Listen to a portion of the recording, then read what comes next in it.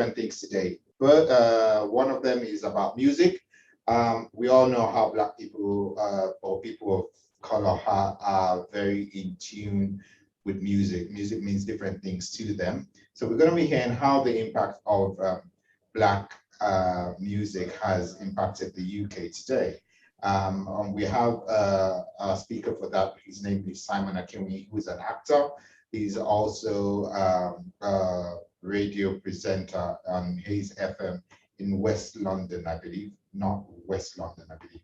We also have Barrister Femi Alabi, who is going to talk to us about the importance of names and some of our sayings. We usually hear different things, but some of us don't even know what our names mean and the significance of why we have names at all or what our names mean. So he'll be speaking to us about that. And lastly, but not the least, we also have Citra, who's going to talk to us about some very, very important Black people within the UK, who have contributed enormously well to the development and significance of Black people across different disciplines. So without much further ado, I'm going to pass you on to our first speaker today, who is Simon Akinwi.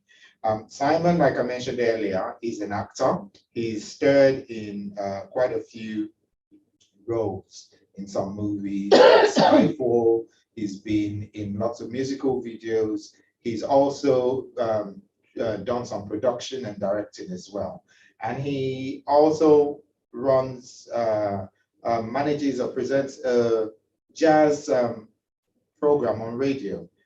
You can listen to him every Wednesday evening on Hayes FM. But I'm not going to take much of your time. I'll let him come on and he will do much of his talking on how the UK has been impacted, especially today's scene, music scene, has been impacted by music of Black origin.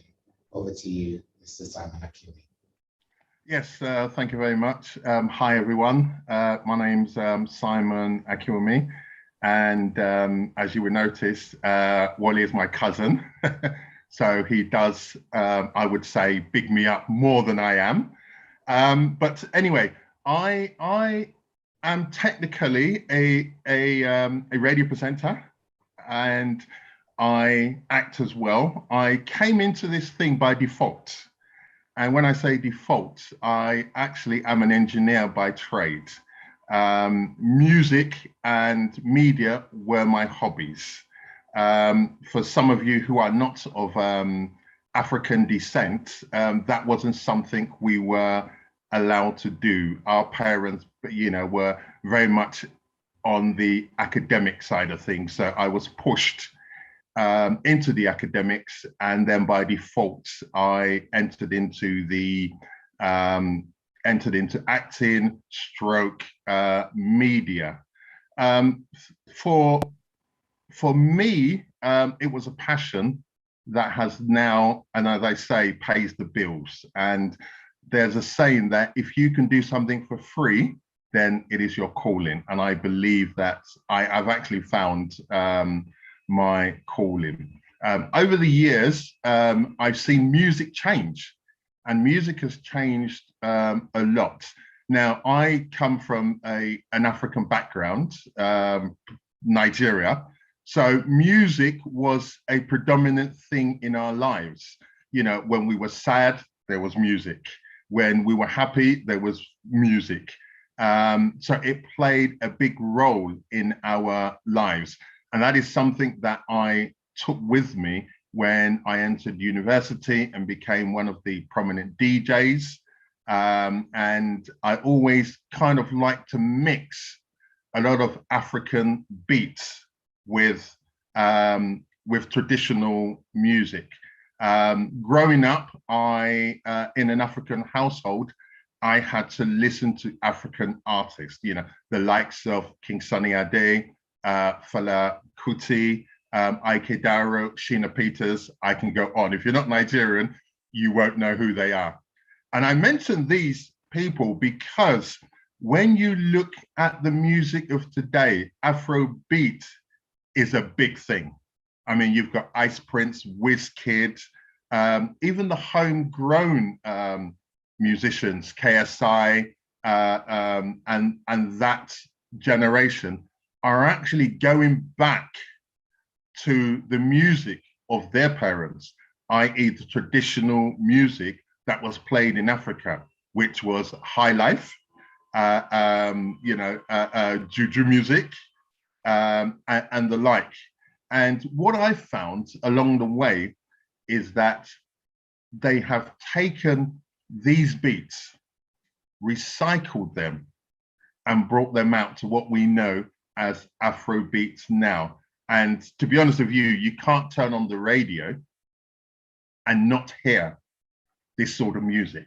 In fact, what you also find is that people who do not have any African descent are actually embracing the music as well. There was a particular there's a particular video on YouTube. I cannot remember who posted it, but I can tell you who was in it, and it was the who's who of American hip hop. So you had P. Diddy, you had Drake, and the like. And what they did was they sampled a Fela Kuti track, and they were all dancing to this track. And 50 Cent turned up and was asking, wow, this is great. Who is this? What sort of music is this? And I think there was, I don't know who he was, but there was one Nigerian chap there who actually said, this is the starting of Afrobeat. This is where it all came from. And it's like everything else, there's a cycle. It goes away, it comes back, with fashion, and as much as with music as well. So you get all these things coming back.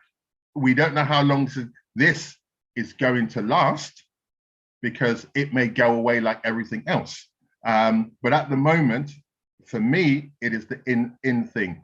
And why for me, I kind of like this turnaround is just because it goes back to the African roots. And most people, when they think of African music, they have this notion or vision of villagers sitting round with drums and chanting. Yes, that happened many decades ago, probably in the times of my great-grandfather. But now it's slightly different. We have a lot of bands, a lot of groups that have taken these beats and added a bit more jazz, a bit more soul, even rock to these elements. And they've taken it and made it modern. Now, for some people, this may not have any significance, but there is a significance, because African music has a history and a heritage.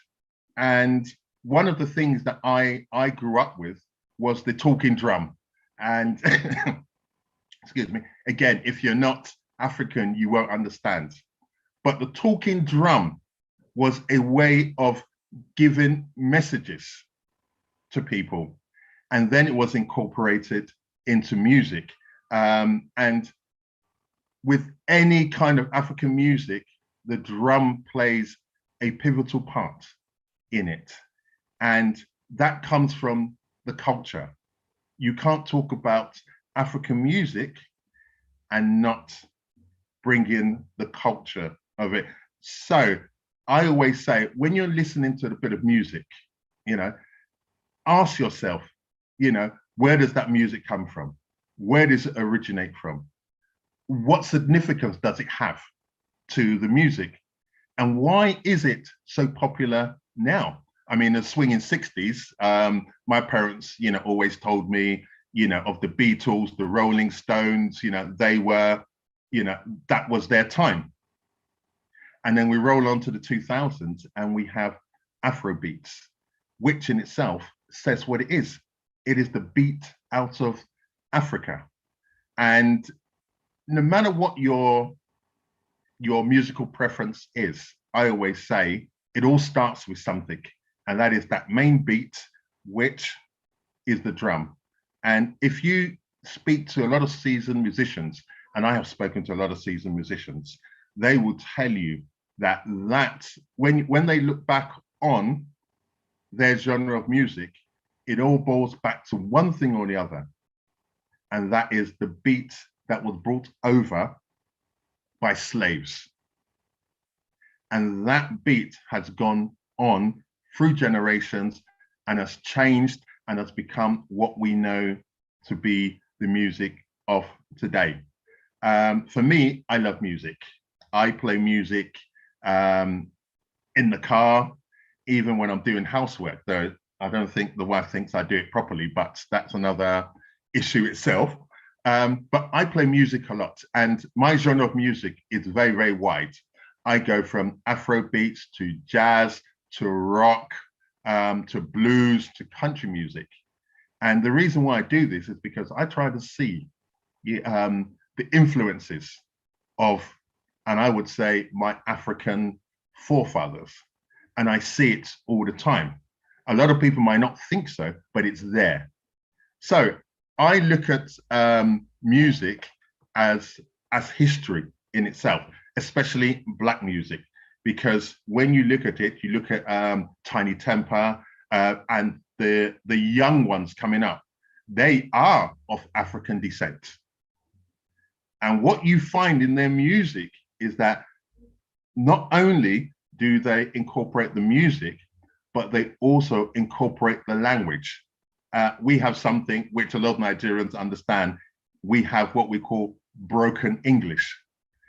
And what you find is that they produce this in their music, but also in the accents of their forefathers. So you would have broken English the Nigerian way, you'd have it Ghanaian, you'd have it from Ivory Coast, and even as far as Uganda and South Africa, they will put in the traditional slangs, as I put it. So in a sense, when you look at that, it also transcends into film industry as well, because you tend to find that when one thing goes forward, it actually stimulates others. And I've seen it in the film industry as well, because what is now happening in the film industry, you're getting a lot more Black writers of ethnic origins. You're getting a lot of actors of ethnic origins. And there's also the whole census of, we are producing a series that shows the Black culture. Good example of that is Idris Elba's In the Long Run. And what that does, it brings to the public what immigrant families had to go through when they upped and came into Britain. But also they brought their culture, they brought their dress sense. And what else did they bring? Their music.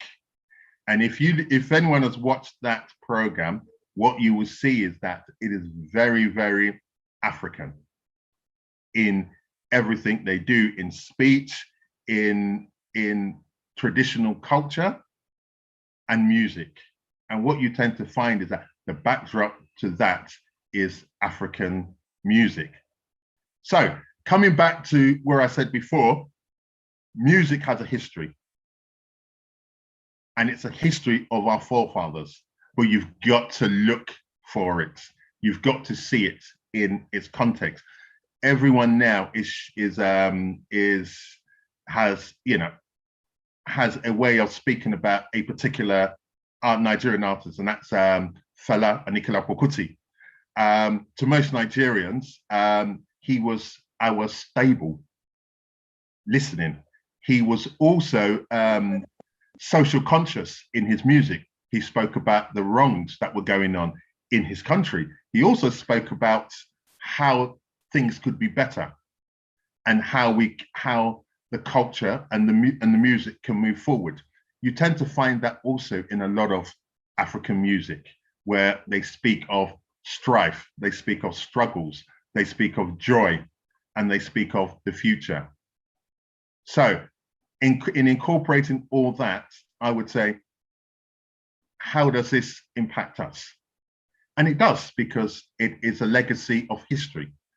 Black music will always have a history to it, in the sense of we would always look back to what has been done previously, and then we move on going forward. And if you think that you've not been touched by the culture of Black music, I would say you are wrong. You know, I would ask anybody to give me a name or a musician, and I can actually tell you how that links with African culture. So I'm going to throw that out there and see if anyone can actually say to me, well, I love this artist. How does it connect with African culture? Any takers? No? I thought there would be one, but anyway.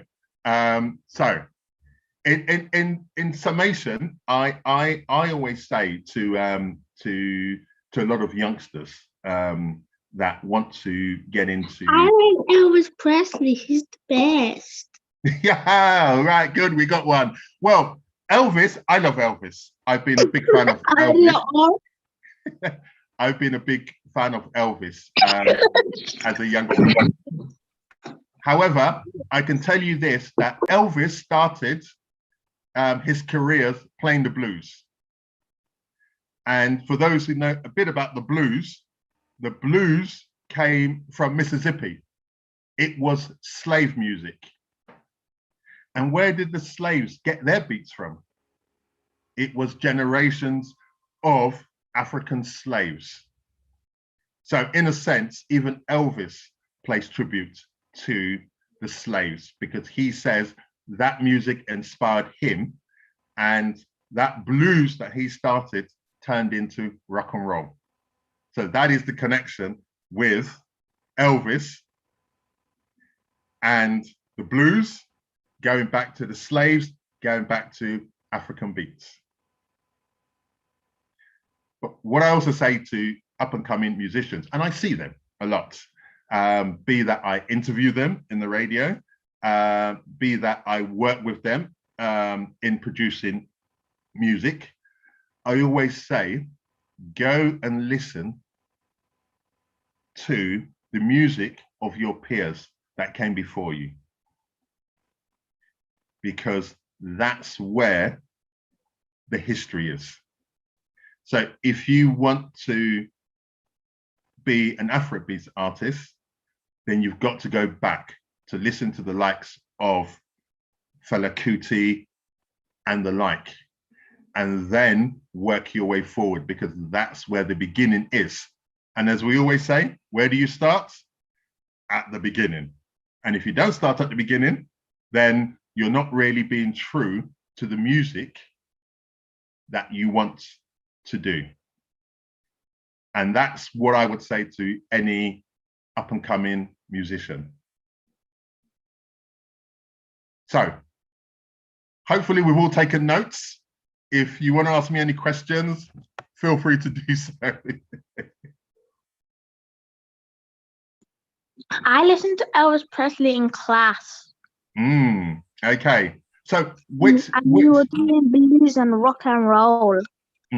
So what particular track of Elvis do you like? The Hound Dog. And I think that is probably one of the best, one of his best tracks. And if memory serves me correctly, that has been sampled by a lot of West Coast rappers, and it's also had a lot of remakes by other artists. So what you tend to find is that, especially with the Afro beats and the hip hop, they go back and they take the music of old, they sample it and bring it back as new. So it still goes back to what I say, is that you've got to start at the beginning and then take that and make it. Excuse me. And also I listened to B.B. King in class. BB Those King. voices, Okay, yes. that's another great blues artist. I would like to ask, how old are you? Because for someone so young, you listen to very good music. Thank you. So I would say, how old are you?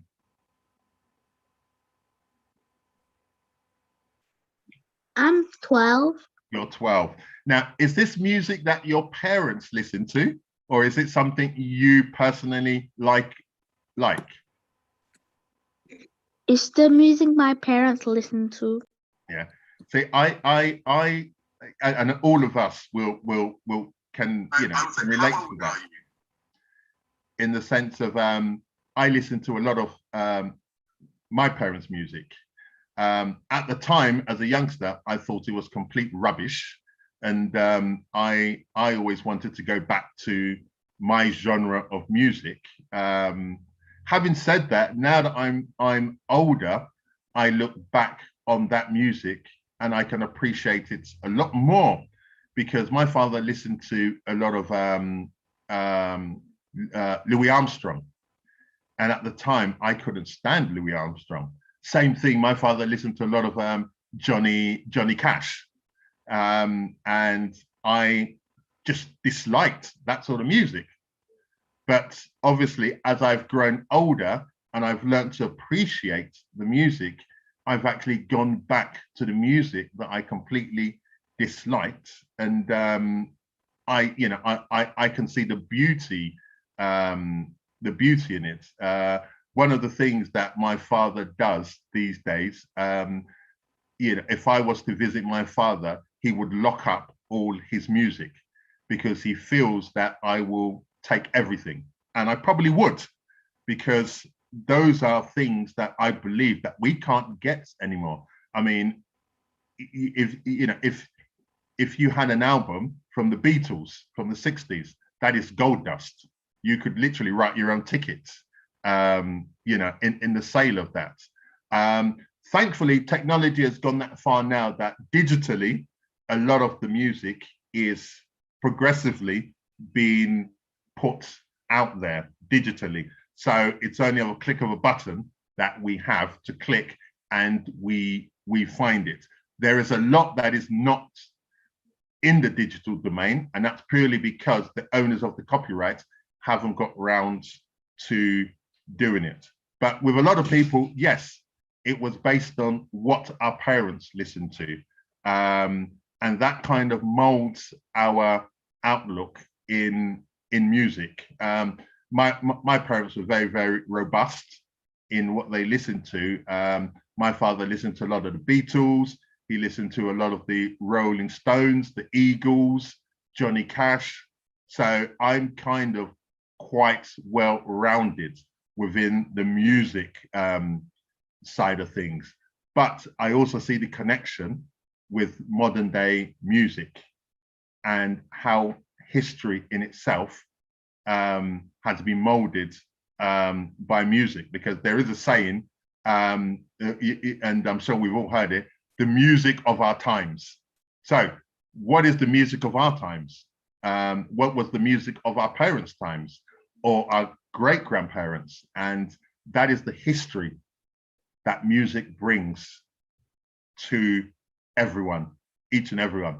And I would always say to people, when you're next listening to your favorite musician, go back and see what else or what's also in their catalog, because what you will find is that there is a lot of history within their music. A classic example, Marvin Gaye. Marvin Gaye started singing Motown love songs. And the reason why he split from Motown was because he wanted to be more social conscious. And Motown wasn't about social consciousness. So when you listen to a lot of Marvin Gaye's music, he has a message there. And one that particular comes to me is Marvin Gaye's What's Going On. Actually listen to the lyrics and you will see that it actually has a social conscience there, and he's actually asking, what are we going to do about all these things that are happening? So that's what I do. I absolutely listen to the content and go back. Are and you see. in your surgeon room? Sorry. Are you in your surgeon room? No, I'm not. Seems like we have an ambitious young man or young Yeah. person there. She thinks you're a doctor. That's why. No. I'm just going to cut in. No, there are many versions of doctor. I am not a medical doctor. I'm actually a doctor of engineering. Okay, Dr. Akinwumi, Yes. thank you so much. We're gonna have to pause with you there. Yeah, no problem there. Okay.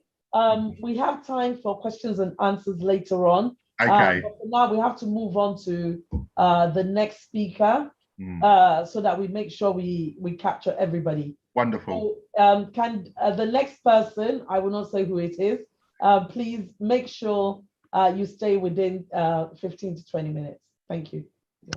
Hello, welcome back. That was quite insightful from Dr. Kiyomi, and he did have quite a lot on his hands trying to answer all those questions from that ambitious young little person or big person. We'll still have more time. What we're going to do is that we're going to have our speakers speak for about up to about 20 minutes, and then we'll have questions collectively at the end. I'm sure that way some of the answers might be able to interlink with what some of the other speakers are speaking. Without more further ado, I'm going to move on to our next speaker, who is Sidra. She's an advisor for the Essex Police and Essex Fire Service in Essex County Council, and she schools for matters related to Black, Asian, and minority ethnic communities. Sidra has sat on many race hate crime committees and runs a group called Women Together for Vulnerable Ladies. She was appointed the role of Deputy Lord Lieutenant for Essex, being the first person from an ethnic background to achieve this, and for her voluntary work and contribution to the British Society.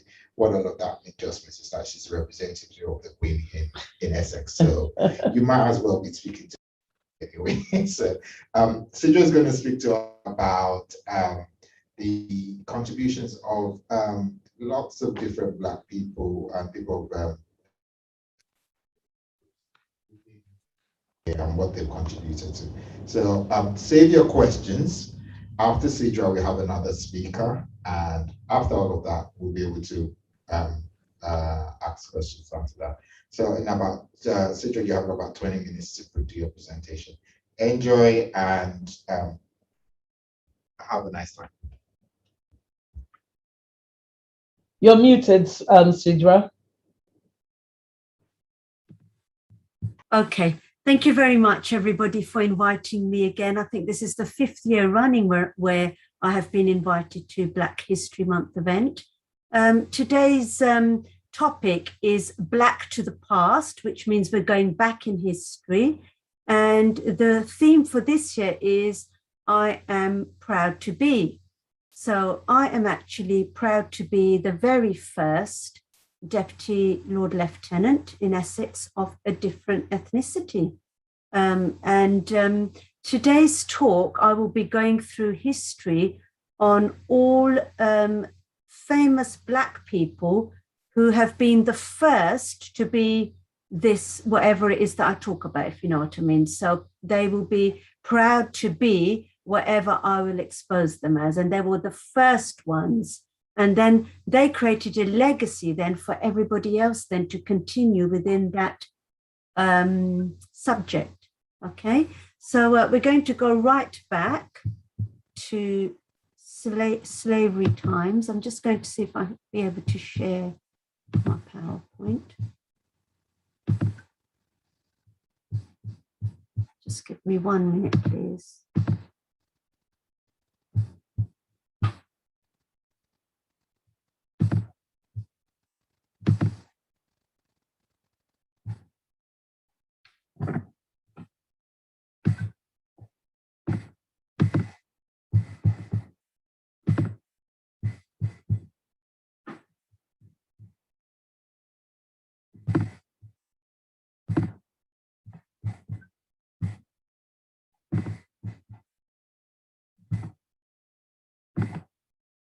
I think hopefully everybody should be able to see this now. Okay, so let's have a Yes, look we can see now. it. Yep, you can see it. Excellent. Okay, so proud to be. So let's look at all these people that were proud to be. So this is actually going back to Tudor times. In the 1500s, during the Tudor period, there were hundreds of Black migrants actually living in England. And there's actually John Blank was an African trumpeter on a 60-foot long roll depicting the prestigious Westminster tournament of 1511, an elaborate party which Henry VIII actually put on to celebrate the birth of his son. And if you look at that arrow, that there actually shows the African trumpeter there on that 60-foot long roll. And there's evidence of a letter from John Blank to Henry VIII asking for a pay rise as well. He petitioned for an 8p a day. He petitioned for 8p a day, but he was getting less because he was Black in comparison to all the other trumpeters. Okay, and then this one is actually quite a famous one in history. This is Olaudah Equiano. He actually wrote a book about slavery. So he was actually a slave himself, and he was alive from 1745 to 1797. And he wrote a book, and it was actually one of the earliest accounts of what it was like to be a slave. And it was actually a very big best-selling book in England. It was about Equiano as a slave himself.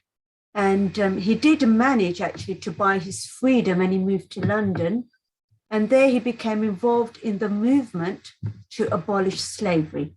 In 1789, he published his autobiography called The Interesting Narrative of the Life of Olaudah Equiano, or Gustavus Vasa, the African. It made him a really rich man, and it became an extremely important piece of work for the people who were working hard to get rid of slavery. And in the end, it was actually that book really that helped with getting rid of slavery.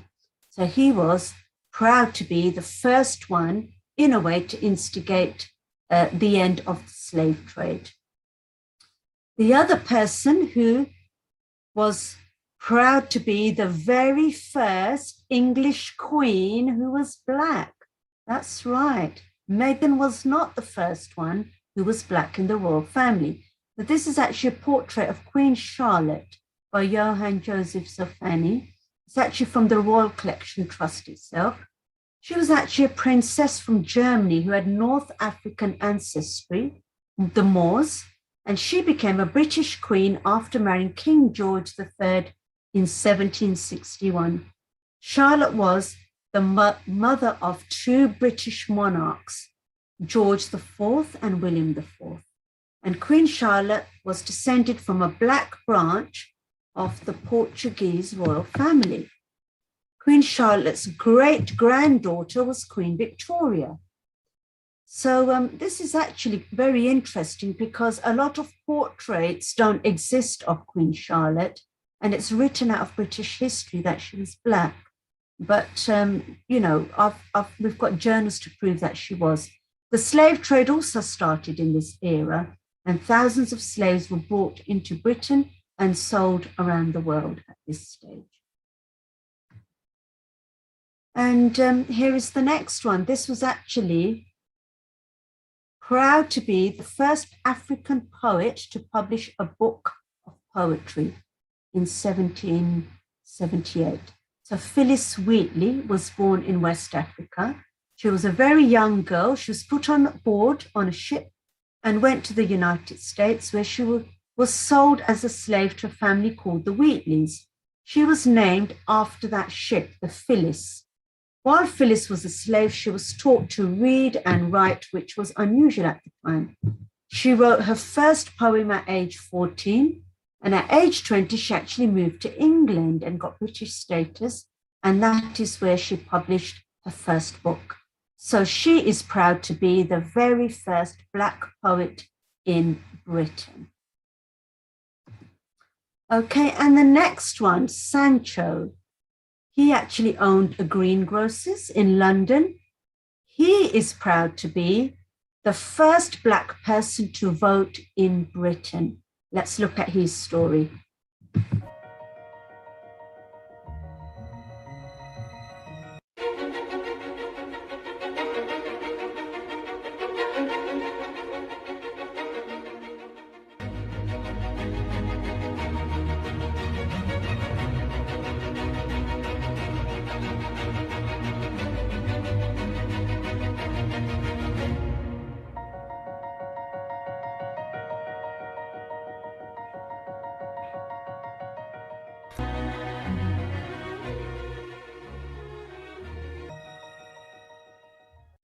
So we know his experience from the book he wrote, and also he was only allowed to vote only because he had a greengrocer's shop. So that's the only reason why he was allowed to vote, but no one Black was allowed to vote in those days. So he paved the way really for future voters. Let's carry on now to John Edmonston. He was born in 1793 to 1822. He was the first teacher. That's right. So he was proud to be the very first Black teacher in Britain. He actually taught in Edinburgh University in the 19th century. He was actually born into slavery, but after gaining freedom, then he became a teacher. And guess who he taught? He actually taught Charles Darwin. So imagine how important it was that he actually taught Charles Darwin. Now, all of these early people, you can all see they were all past slaves.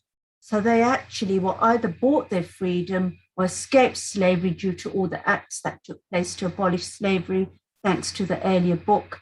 And then they went on to do good things. And it was only then that they were given the rights. But even then, did you know they had to work 10 times harder than the white British community to get to these higher levels that they had to?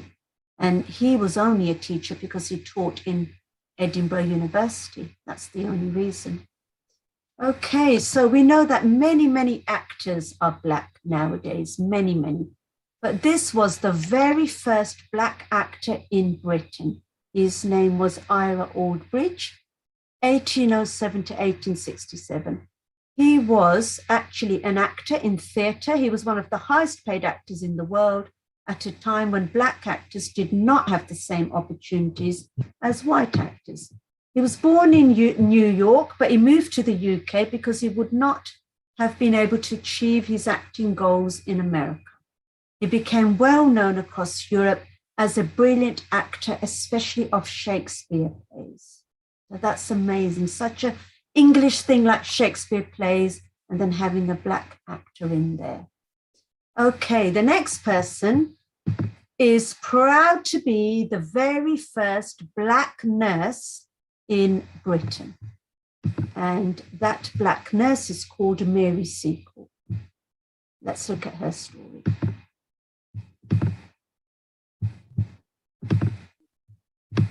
Oops. Born in the capital of Jamaica, Kingston, in 1805, Mary was the daughter of a Jamaican mother and a Scottish father.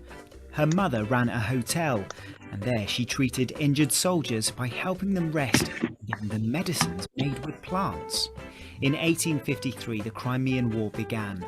Mary heard about it and wanted to help.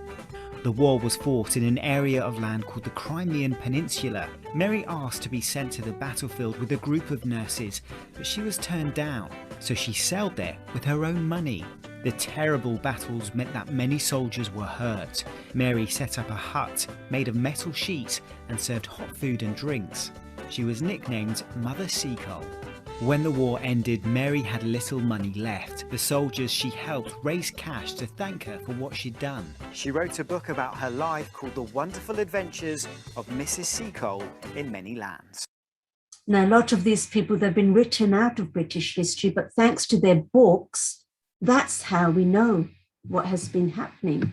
So this is how important it is really for everybody to continue the legacy. And Mary actually worked alongside Florence Nightingale, yet Florence Nightingale has got such a big name and got a Nobel Prize as well. But Mary is actually, you know, goes right down to the back, you know, she swept. So that was actually a very interesting one. And now we move on to the very first footballer. Now, this is really interesting. So this is Walter Tull, 1908. It was then that he actually, as a footballer, got signed to Clapham FC Football Club.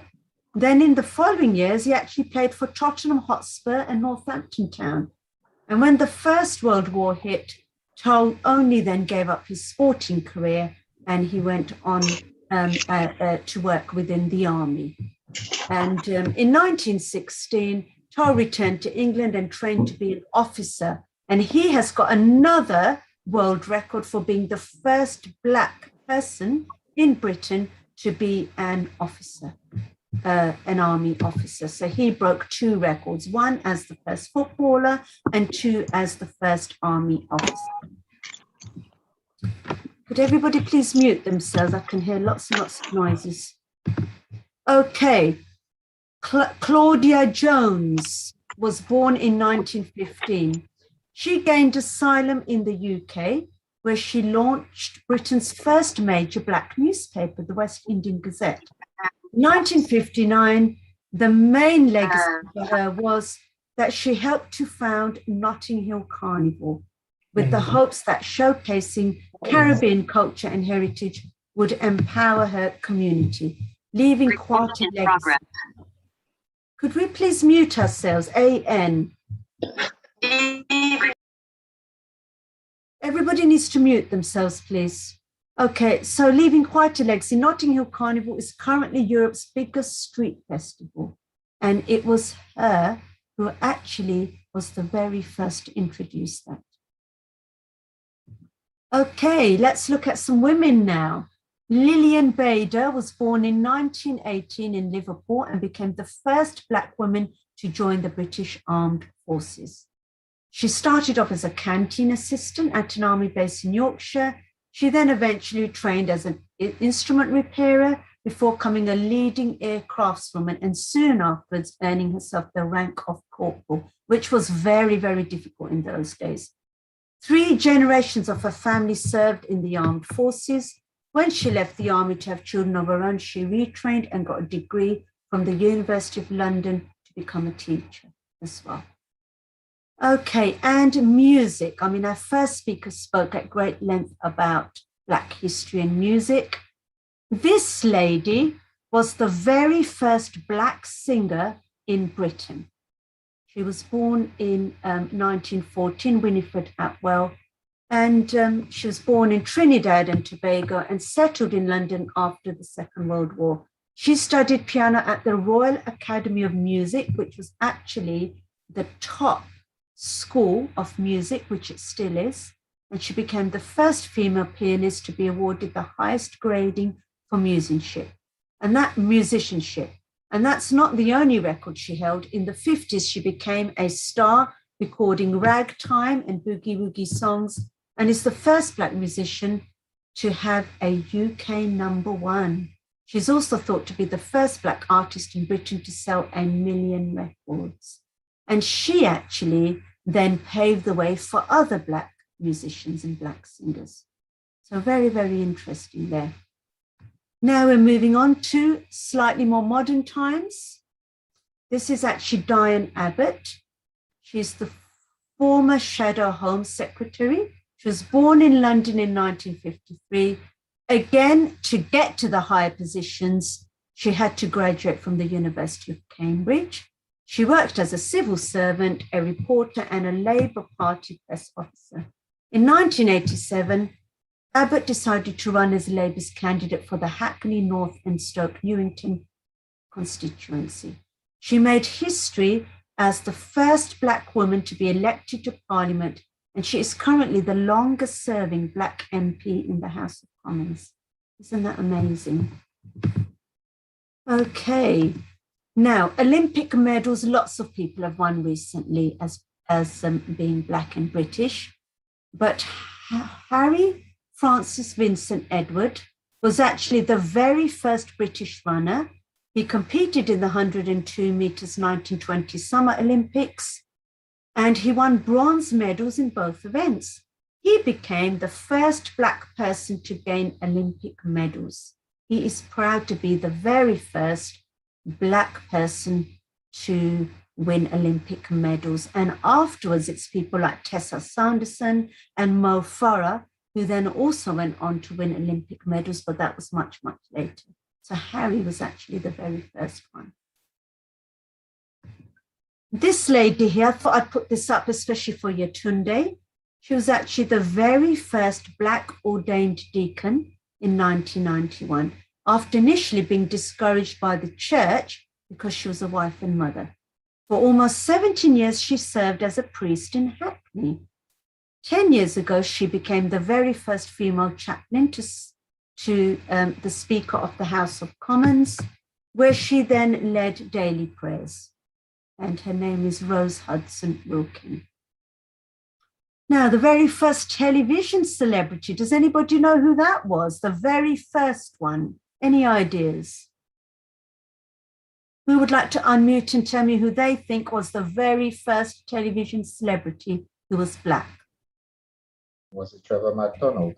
It was Trevor McDonald. Well done. What an excellent answer that was.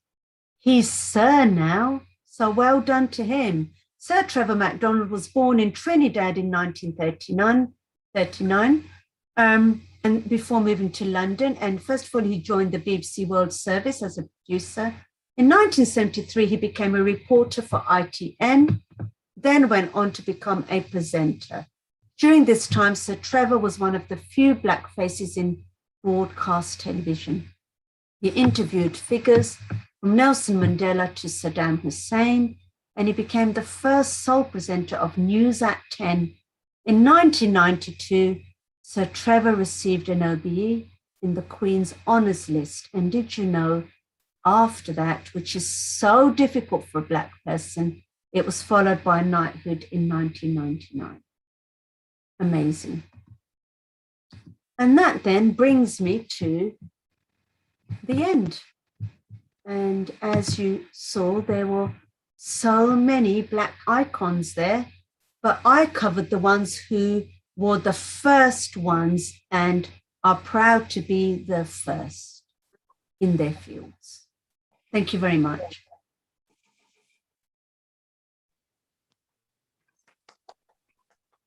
Well done, Sidra. Very interesting. Thank you. Thank you. Thank you, Sidra.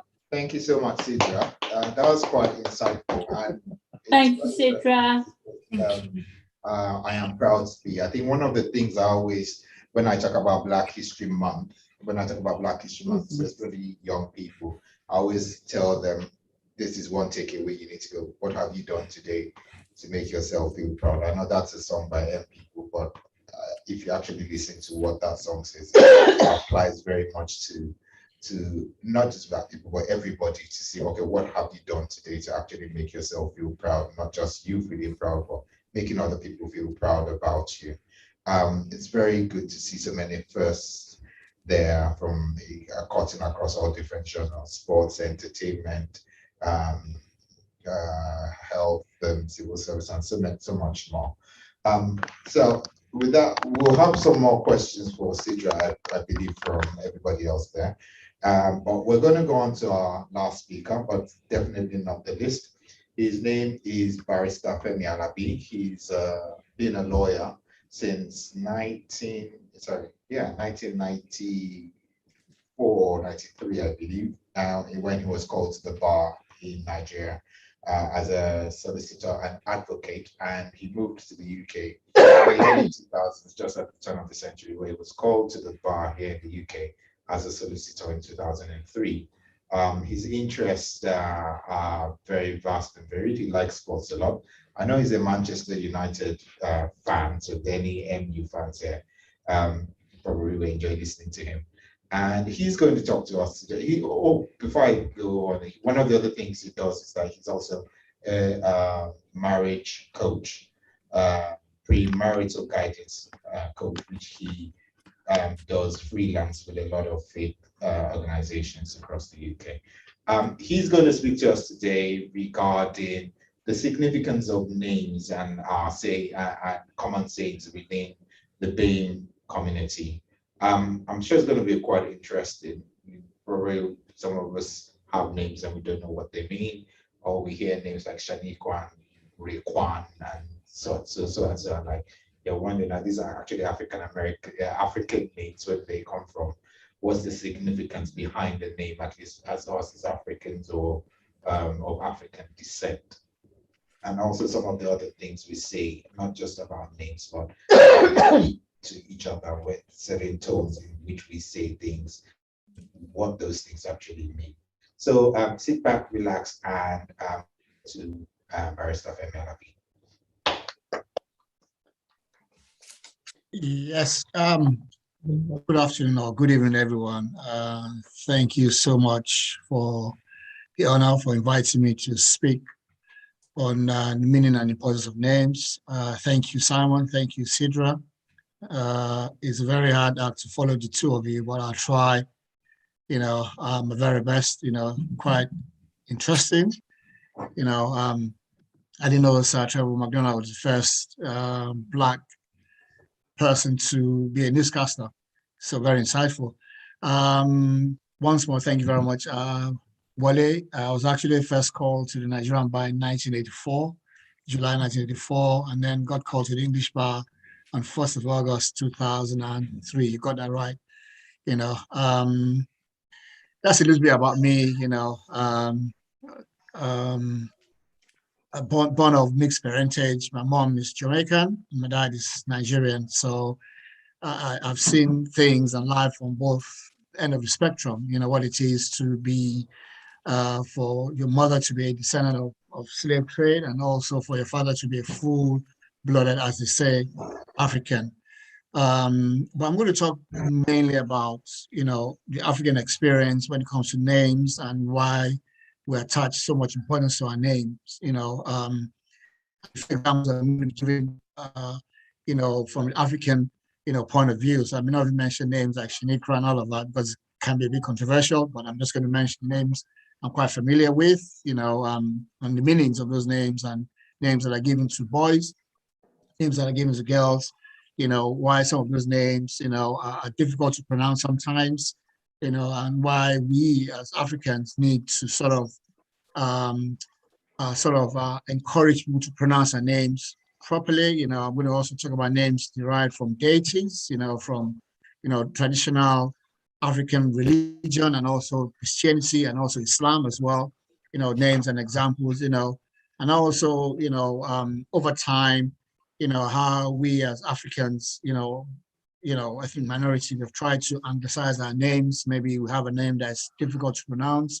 For example, Benga, if someone's pronounce it, they say Jibeng, the struggle to pronounce such names, and why it is important for us to, stick to our names as well, our names, because they carry meanings as well. I would like to say that, names, African names, they carry, it's personal, it's deep, it's also cultural, and our names have historical connections.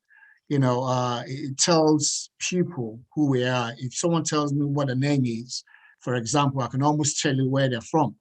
If someone says their name is Wale, for example, I can tell you that not only is it from Nigeria, but it's also from the western part of Nigeria. But if someone is a Black person and he bears a name, say Simon, let me give an example of Simon, and his surname is Williams, though he is a Black guy, it might be a bit difficult for me to be able to determine what community he belongs to in the African setup, so, and I don't have anything against such names. I'm just saying that, our names as Africans, tells a story. It tells us where we are in the society, where we belong to, and so on and so forth. In the African setting, when a parent, gives a child a name, they think about so many things. They look at the circumstance of that child's birth, if the child is a boy or a girl, when it was born, the day of the month that was born, the time, whether it's in the morning, in the afternoon, in the evening, those are things, factors they look at, the objectives they have in their mind, whether they foresee a future, a bright future for the child, the name, I'll give examples as we go along. So those are things that Africans generally, or people of Black descent generally look into, before they name their child. Some of them are quite prophetic, they speak in the child's future.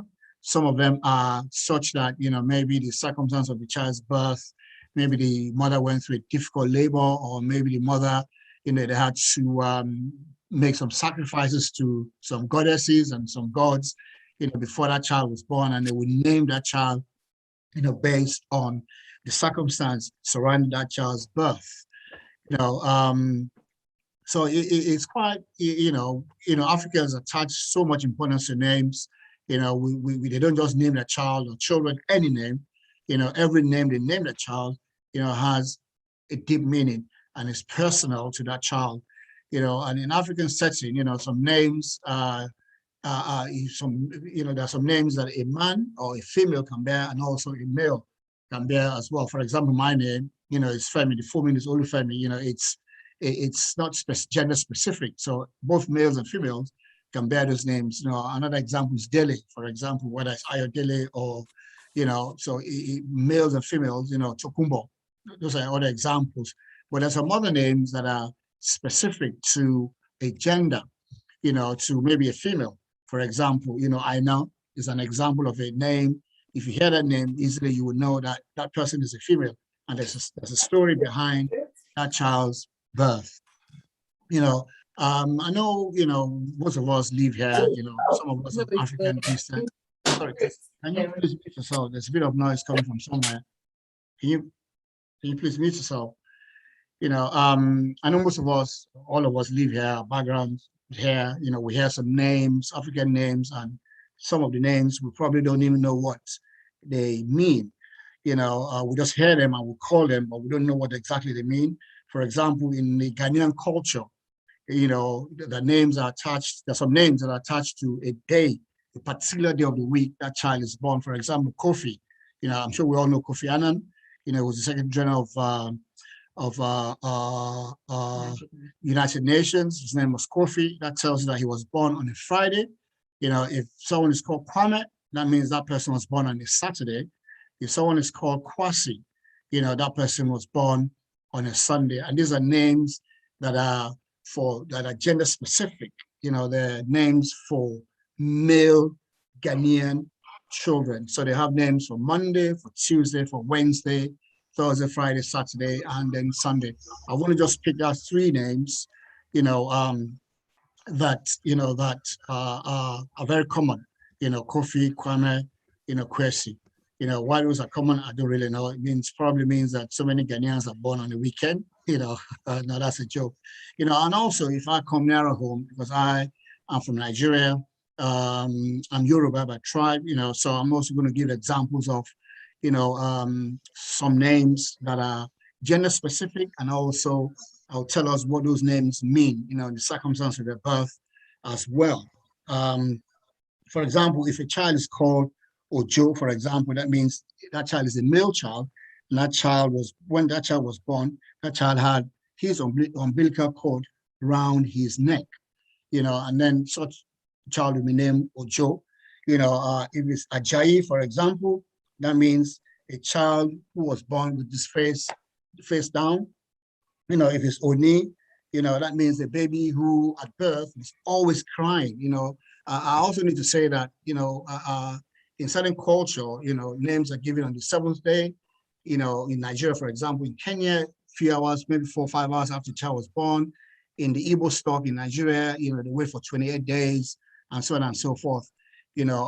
So if a child is named Ike, it means that a baby that came out of the womb with his or her feet first, that would be called Ike. I know it's specific to female. That means that same as Ojo, Ojo is for the male. I know is for the female. That means that the female who was born with the umbilical cord around her neck.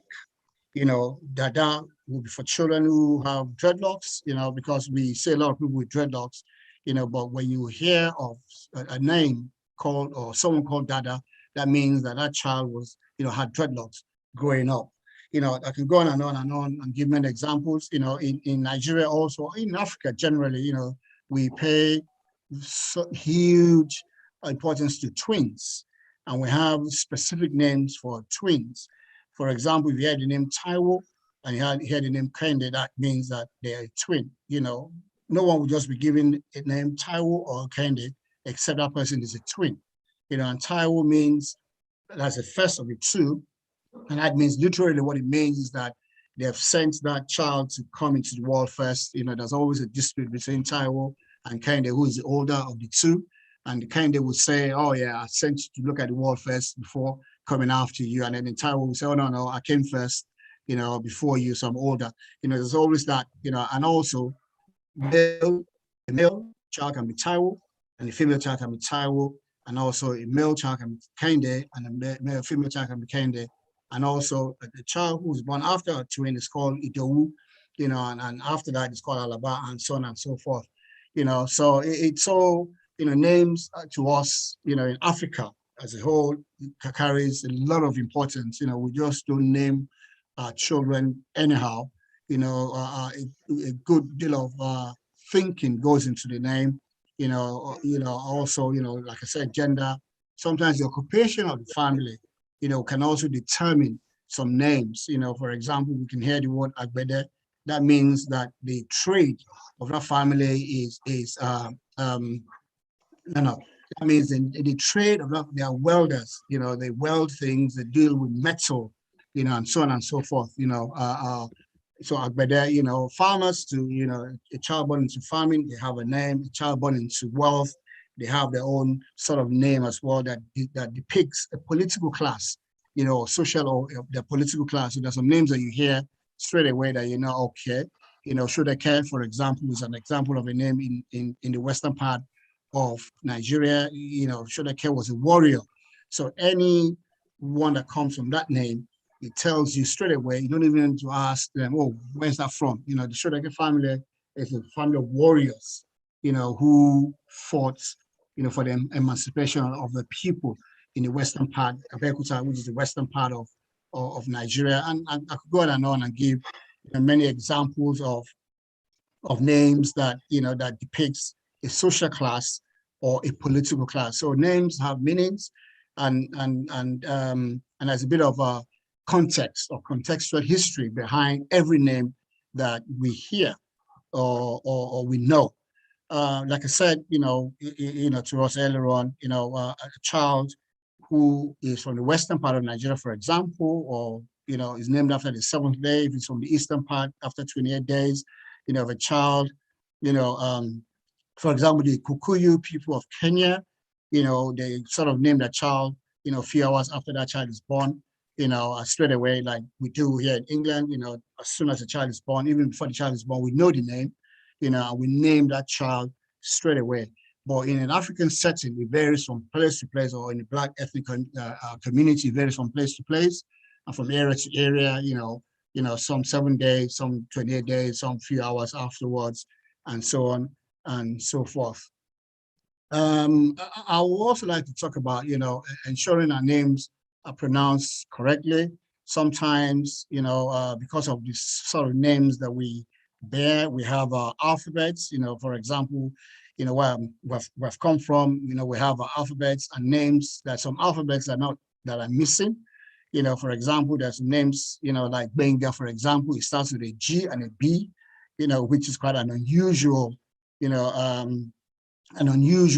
name. So a lot of people, struggle to pronounce, and I say that because our son, that was his name, and a lot of people struggle to pronounce it. Some will say Jibeng, some will say Jibeng, all sorts of things. And then he got sort of frustrated, he correct them and say, no, my name is not Jibeng, it's Benga.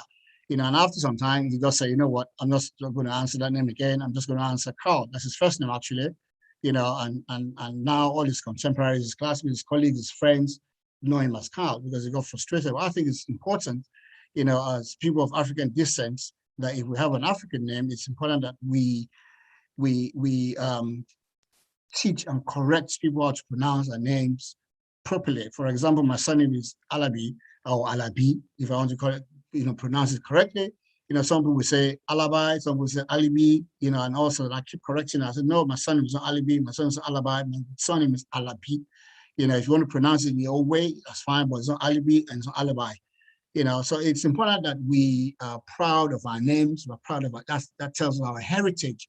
So it's so important, that our names are pronounced properly and where genuinely people can pronounce their names. I think we should just teach them rather than get frustrated and then just give up. Also, some names in Africa, are derived from deities. And I said deities because, before Christianity and Islam came to Africa, they had their own traditional way of worshiping and traditional way of doing things. And as a result, kids born then, before the advent of Christianity in Africa and Islam, kids who were born then, had names that are peculiar, to them, peculiar to the sort of deity, they believe or they worship, and this is passed from generation to generation to generation to generation. It still occurs now, but there's a mixture of different things. For example, if you hear a name called Ogun, something starts with Ogun, for example, that means that in that lineage, the deity, the sort of, if I can use that word, worship is Ogun, and Ogun is the god of iron. So we have any name like Bujele, Bushaki, that tells the story that the forefathers, what they worship was the god of iron. If you hear names like Sangoyemi, for example, that means that the deity that is connected to that particular family is Shango, and Shango is the god of thunder. If you hear names sort of, or Ashubumi, for example, that means it's a gift from the goddess of water. That means in that family, the deity is water. That's what they worship, the goddess of water. And I can go on and give, many examples of names, which obviously, is connected to a particular deity. And then with the introduction of Christianity and Islam into Africa, I think Islam came in, Christianity came into Nigeria from the western part of Nigeria, and then we started bearing some names, that are English in name or biblical in name, like David, like Samuel, like Samson, names like that. But prior to the introduction of Christianity and slavery and colonialism, we all bore traditional African names, but with the introduction of Islam, for example, Islam, I speak about Islam, I think Islam came into Africa through Ethiopia, if I'm correct. Well, memory serves right. So if you have names in Africa, names like Kabiru, like Muhammad, like Amina, and so on and so forth, you will know that number one, that person, comes from a Muslim family, and also that person, it comes from a particular part of the country, a particular part of a nation, so, and then also traditionally, in Africa, and using Nigeria as an example, if you hear any name Olu, Olu, before a prefix to any name, it could be Olusegun, Olufemi, Olugbenga, Olu, whatever it is, that Olu in the traditional, Christian way means God, and when we talk about God, they're referring to a supreme God, or they're referring to the Almighty God. However, this Olu can also be, so Muslims can bear Olu, whatever it is, and also Christians can also bear that name. But wherever you hear the name Olu, it tells you that they're referring to a supreme God. What a supreme God is or what the Almighty God is, it's open to interpretation by individuals, but gradually, people are moving away from traditional deity names like the Oguns, like the Oshangos, like the Oshuns, and all of that. People still bear those names, but there's a shift from those traditional names into names that, more modern, if I can use that word. And finally, I know my time is almost up. Anglicizing our names. Sometimes we, sometimes some of us believe that, in order for us to, make a headway, particularly people who have come from another part of the world, to say England, for example, with their names that are very traditional and people struggle to pronounce. Sometimes people feel pressured to want to change their names. I'll give an example. Someone who is Omolara, for example, might be difficult for anyone to pronounce. Now they've anglicized it to be Molly. So if you hear a Nigerian who is Molly, it tells you that that's not her real name. Her name is Omolara, but she's anglicized it to be Molly. There are people who have been given, names that are difficult to pronounce, and they've adopted, an English name that's easier to pronounce. I can use myself as an example. My first name actually is Samuel, but I'll go by Femi. That's what everyone knows me as. That's what I'm known as, I should say. I remember when I first joined, I wouldn't mention the local authority, and someone approached me and said, "Oh, do you have any other name?" This was years ago. Now people can ask that sort of question, and I said, "Oh, Samuel." Or say, "Oh, should we then call you Samuel instead of Femi?" I said, "Why?" And they just gave an excuse. It was weeks after I found out that the name Femi doesn't fit into a particular narrative. And I know a lot of us Africans, found ourselves or have found ourselves in such circumstance, we're pressured to want to drop our traditional names and adopt a name that we think is a bit, if I can use that word, funky, or more attractive, if you can say that. So I don't think there's any need for us to, because our names have meanings. Like I said to you, my name is Olufemi. It means God loves me. So as you call my name, it's already depicting what it is. It's prophesying or saying to people that God actually loves me. Somewhere, of course, we some of us, we know what it means. But I don't think we should be pressured, to sort of drop our known names on the names we go by and adopt a name that we think, is more fanciful or more recognizable, if you can use that word, rather than our names. So finally, I will also briefly talk about, how slavery and colonialism has really affected our names.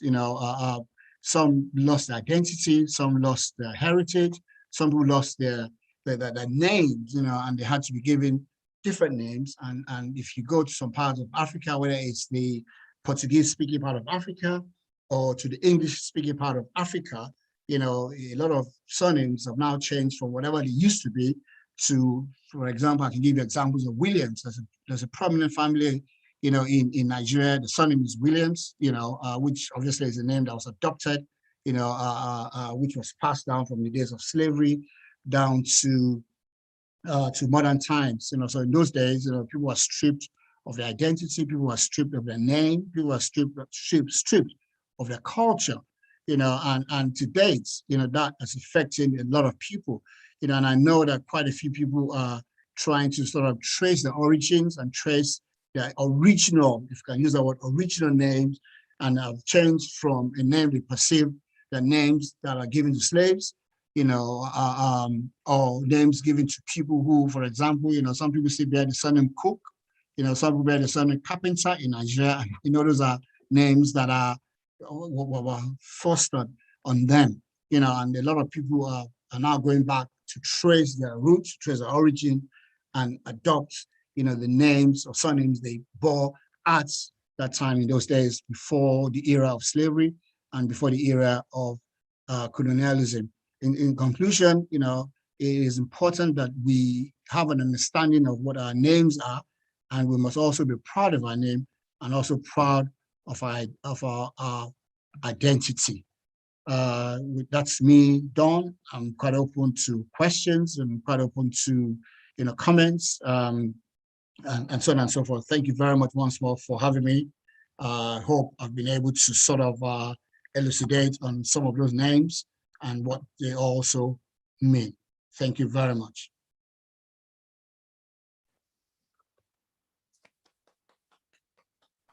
Thank you. Barrister Femi Agabi. That was very, very educative. I'm one of those people, I know what my name means, Wale, which is my house. And I'm very proud that my last name is Akumi, which means, Simon, back me up on this. We are warriors in our where we come from. So Aki means warrior and Wumi means the desire. So someone who desires or wants to be like a warrior. So I'm sure my great grandfather or ancestor was probably a warrior or something. Just to let everyone know that this entire experience is being streamed live on YouTube. If you go to the Next Chosen Generation channel, you can watch this live there. It'll be there for a couple of weeks. You can always share the link as well. So we've had our three wonderful speakers speak to us, and I guess the floor is now open to having questions for Dr. Simon, Sidra, and Dr. Femi Alabi on any of the they've spoken. And if we don't have questions, I'm sure our speakers can throw in some questions to us to get thinking and offer to hear our responses as well. So the floor is open. Ask away.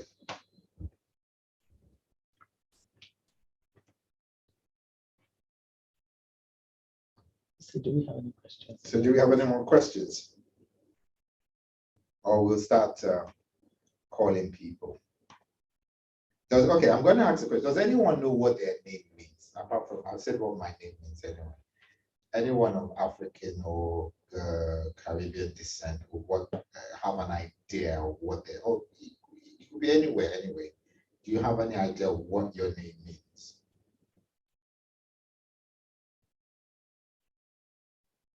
If you do, please write it in the chat. And I'm going to think of another question this is probably for Dr. Simon Akumi. Regarding the music that has just that's so popular today, this whole Afrobeat, I think that's which has recently just taken off exponentially within the last 4 or 5 years. From the other side of the world, which is the Caribbean, apart from the Western world, which probably Americas and Europe, is African music making any other impact elsewhere in the world with their own fusion of traditional music as well? I would say yes, in the sense of when you look at reggae music, and what you find is that they speak, a lot of reggae music is in patois or of some form, and patois itself is a form of broken English, because if you speak the African broken pidgin English to someone in the Caribbean, they can actually understand. But also when you think of reggae music, it still boils down to the beat. And what is the backbone of the beat is the drums. And they get that, that from the going back to the slaves, because the slaves brought that music with them along, and while they were being worked hard, their vision was, well, if we sing, the toll would be much lighter. So hence that music has actually evolved into reggae music, but the essence of it still comes back to African music, the drums, and the backbone beat. So yes, there is still a lot of impact within, I would say, African beats to reggae music.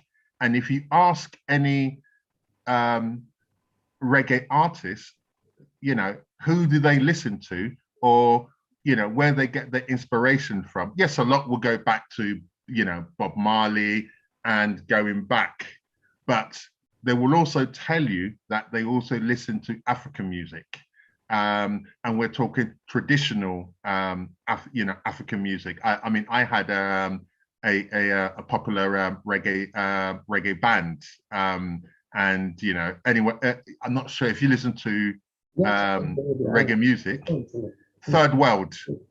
And I spoke to Third World at length. Actually, you know, the first thing they asked me was for palm wine. But when I asked, who do you listen to? And they told me they listen to the likes of Bongo Zikwe, Fela Kuti, King Sunny Ade. Even one of them said, I love traditional Nigerian music like Barrister, Collington. And I was quite shocked. Very, very interesting. Bongo Zikwe, that takes me.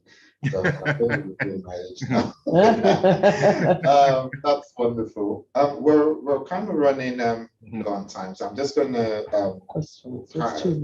if we have maybe one or two questions, maybe one for Sidra. I don't know if anyone has any questions for Sidra. She came up with lots of wonderful first of everything from our young person who was so engaging. What would that young person want to be the first person? What do they want to be known to be proud of? Can I ask a question, please, to Sidra?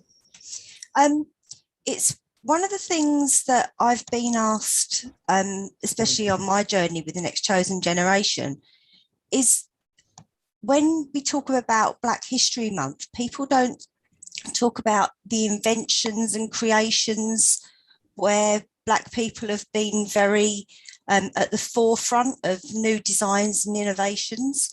I wonder if she would be aware of any websites or any names that we'd be able to research so we could learn some more about their history and what they've accomplished.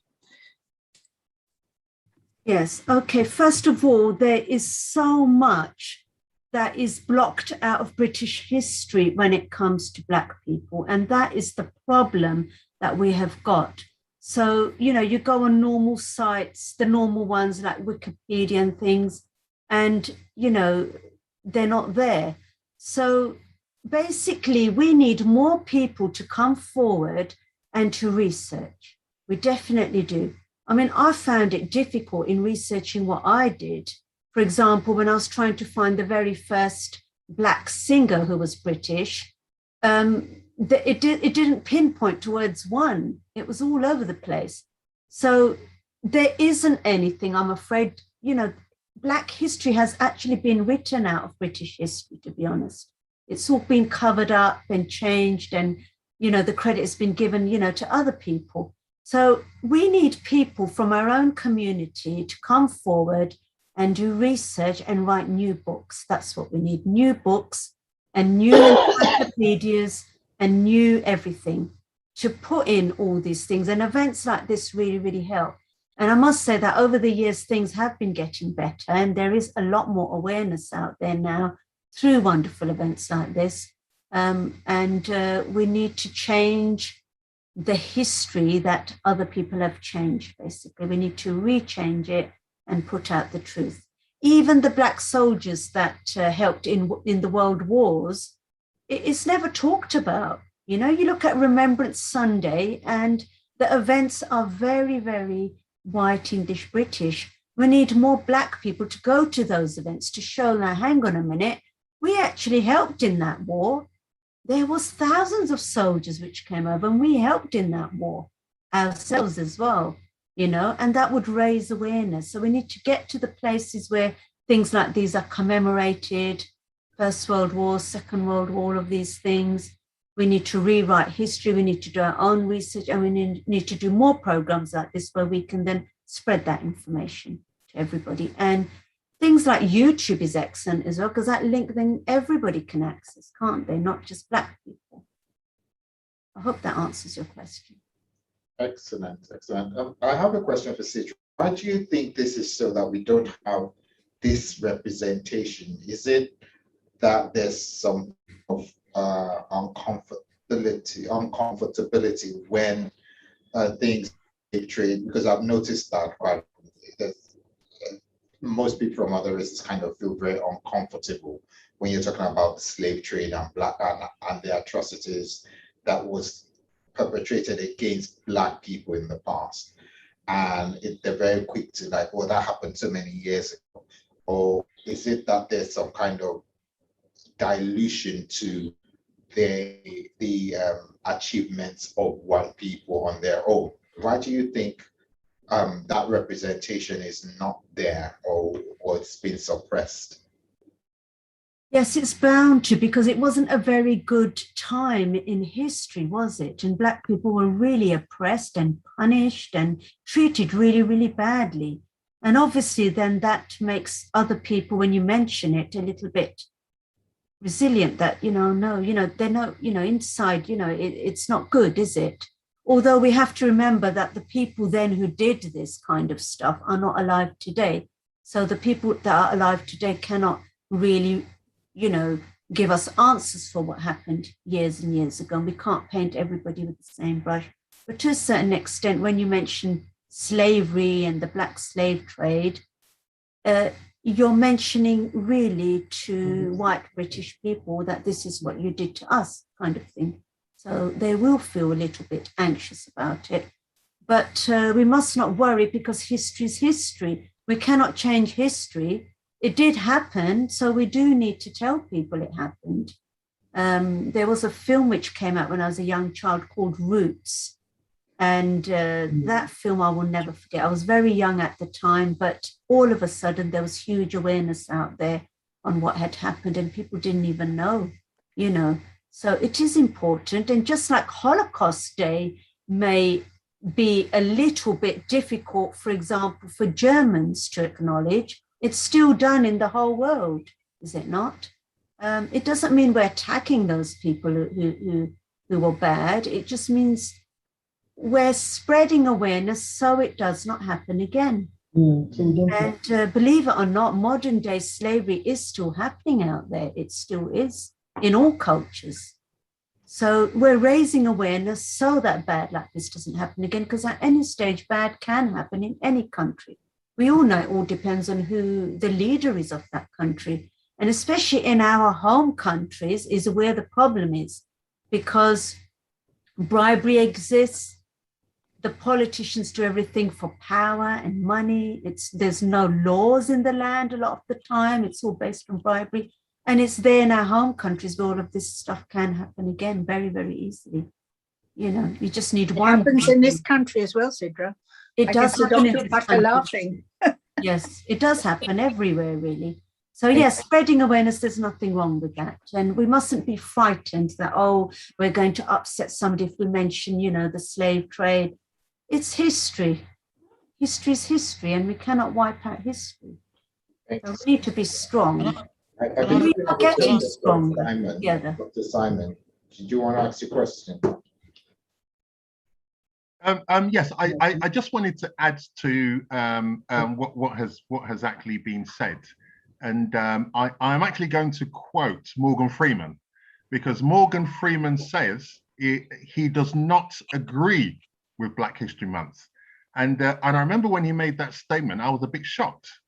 But when he went on to say, well, here is my problem, he says that we shouldn't have a month to discuss Black history. It should be something that should be discussed every day. It should be something that should be part of the curriculum. He says we discuss the Holocaust all the time. We discuss other events, the World War II, World War I. We discuss it all the time. He says, I'm not saying that we shouldn't have a Black History Month, but I do not sign that it's only when it becomes Black History Month that we discuss it.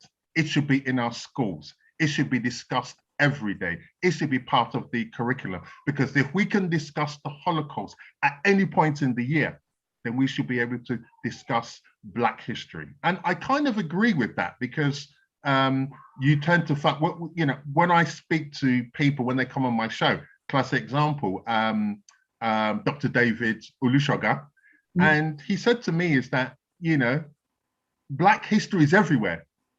You cannot step in any community in Britain and not see Black history. The problem is that nobody has pointed it out. That's right.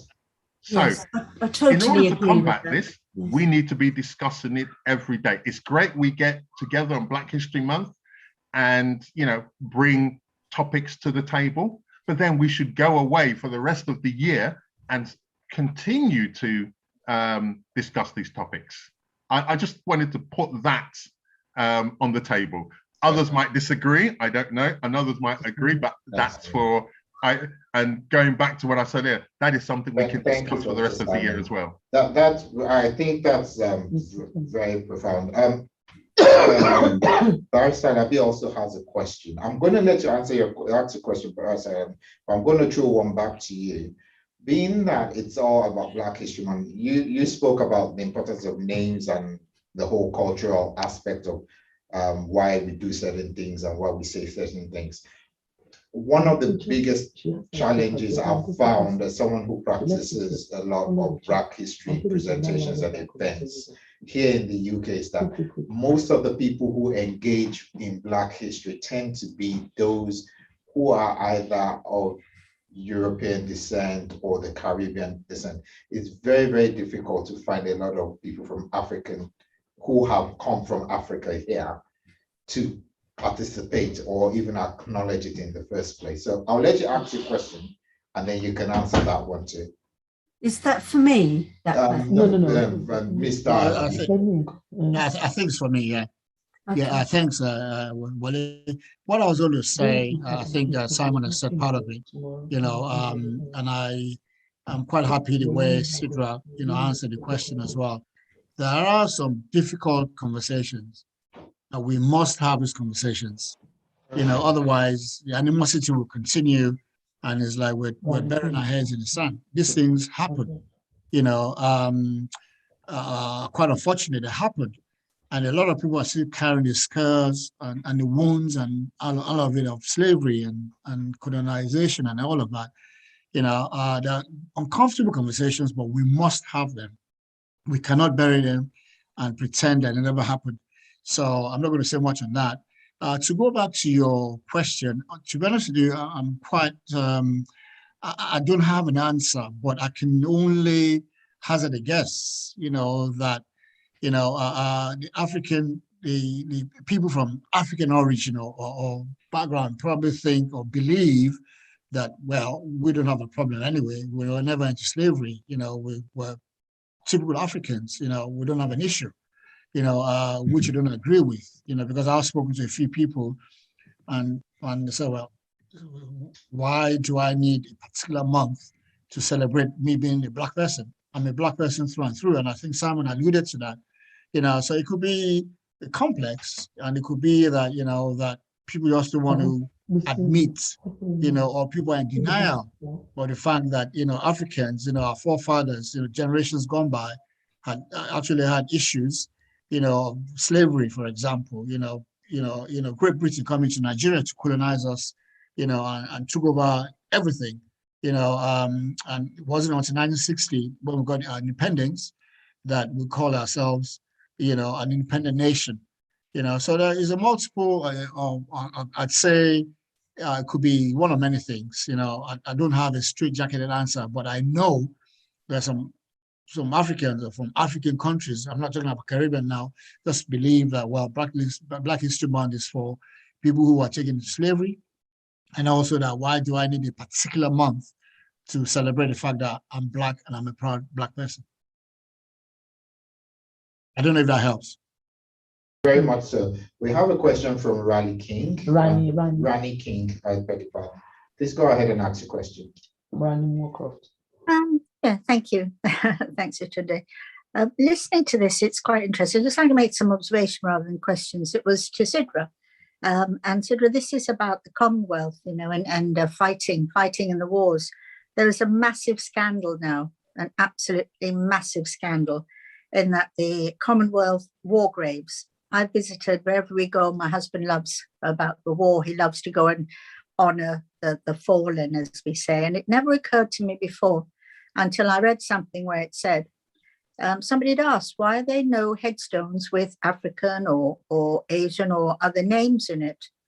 And it came to pass that after the war, the instructions were, you carried the fallen men or women, very few, and you put them so that they could have their names engraved.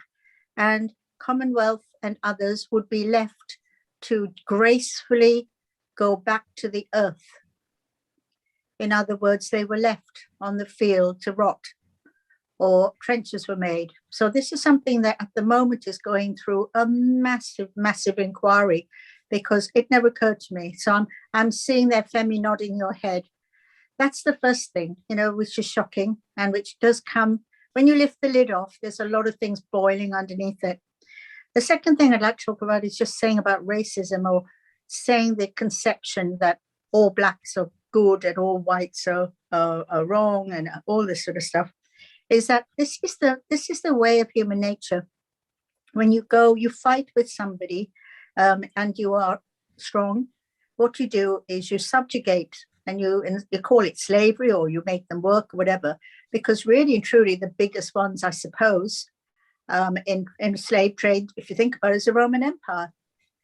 So they went, everywhere you go, they were always subjugated. So sometimes, I have to say that in my own country, Sri Lanka, a very small island, and you have tribal fighting between people of the same color, but for whatever reason, religion or whatever.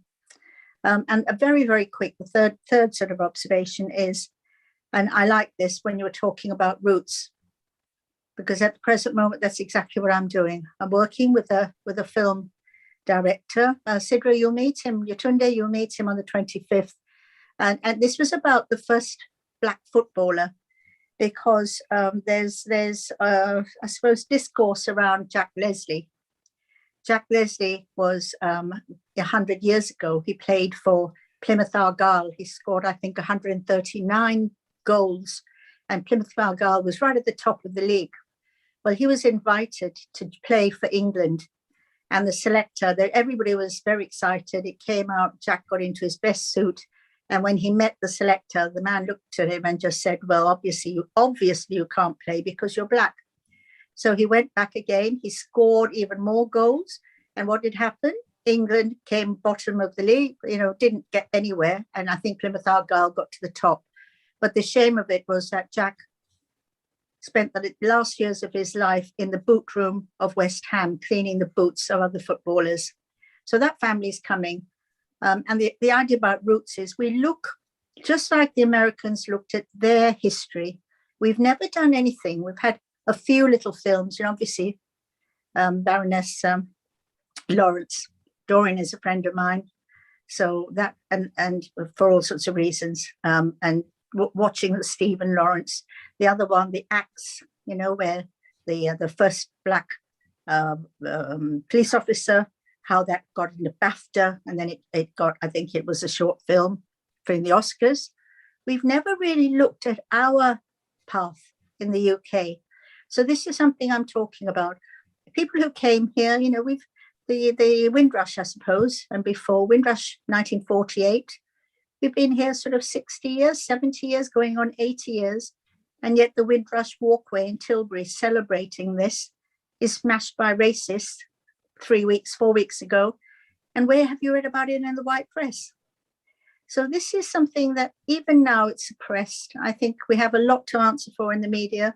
Just one or two faces. I know Trevor McDonald's is always called, like I often am, a coconut, because I don't speak Sri Lankan, I don't speak Sinhalese, because my grandmother was a racist.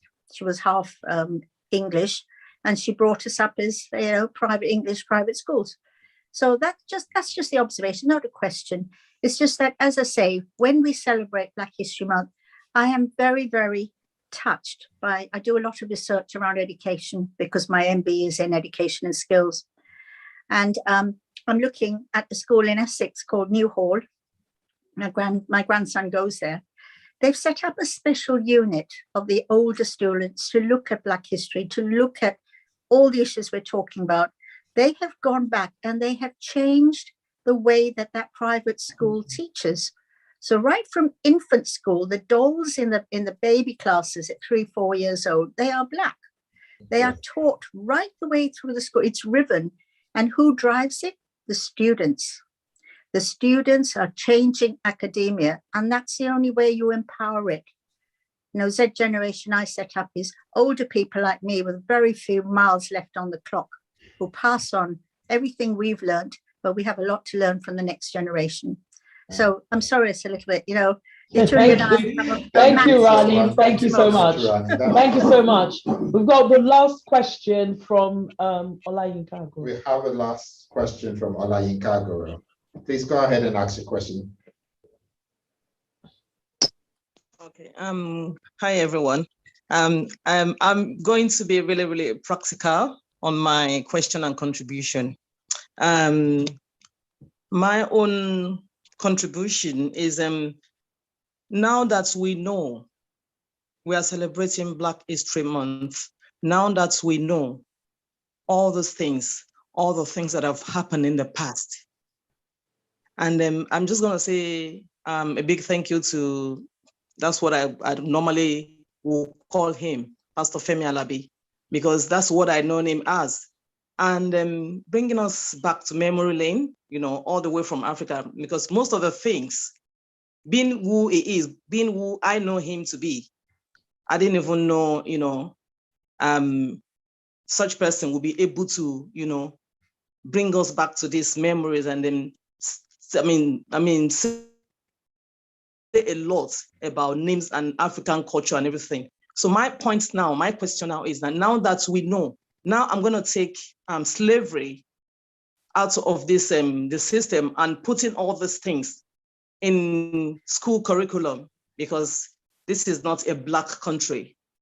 So if we are talking about putting it in the curriculum, we're talking about our own countries, different Black, you know, countries. We'll be talking about that. And then my point now that we know all these things, how do we move on? Can we still embrace our culture, our tradition, our heritage as Black people? Can that still happen? So many people's names have been changed, all because they think the names they are coming from Africa are not relevant to their present life now. Yeah. So they would definitely change all those names. I've seen a lot of people change their name. Yeah. We know Western is good. We embrace Western. It's good.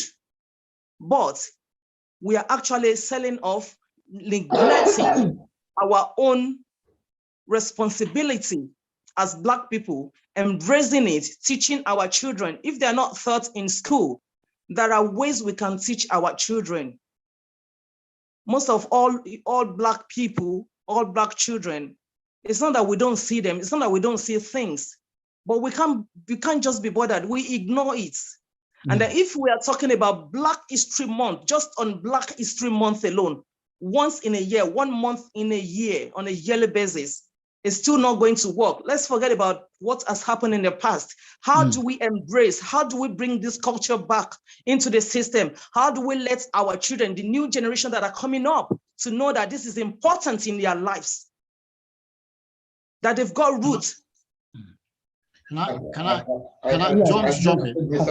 Pastor Femi, please go ahead. You want, yeah, okay. Then we'll wrap up. Thank you very much for that contribution. You know, it's awesome, in my opinion. You know, and I think you've partly answered the question. You know, education. You know, we need to begin to reorientate ourselves. We need to be proud of our heritage. You know, we need to, sadly, you know, sadly, I know children, you know, when I say children, you know, in their teen years and 20s, who live in Nigeria and cannot speak their language, you know, and they think it's a thing of pride that, oh, I can't speak my language, I'm proficient in English, I go to a private school, you know, all that. You know, I think we need to revisit our past. We need to be proud of where we're from. We need to educate our children. You know, we need to educate ourselves. You know, we need a complete shift of paradigm, you know, a complete reorientation. If we're not proud of our heritage, no one else will be proud of our heritage. You know, so it's important that we identify with our heritage. It's important that we teach this thing. It is important that we train our children, you know, to be confident of where they come from. You know, and I don't want to monopolize this conversation. Our son, for example, he's going to Nigeria in December. He's embraced. He's going to watch all his Afrobeats and Burna Boy and all of that, you know, so he's, you know, identifying with he's proud. He tells you he's Nigerian, he's proud of it. And I think that's what we need to do. You know, we need to let our children understand that, you know, this is where we're from and we must be proud of our heritage. And that starts with us as parents. You know, some parents need to re-educate themselves. Some parents need to reorientate themselves, and we then need to pass it because we are not give what we don't have. You know, so if we're not proud of our heritage as parents, we cannot unfortunately pass it on to our children. So we need to re-educate ourselves as parents, and then we're able to pass it on to our children as well, and they can pass it on to their own children as well. Thank you. Sir. Thank you,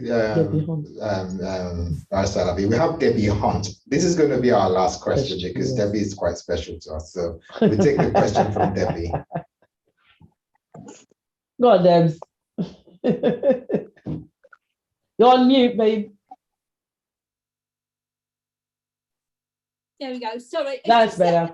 I just want everyone to understand that we just need to educate people. That's the whole thing.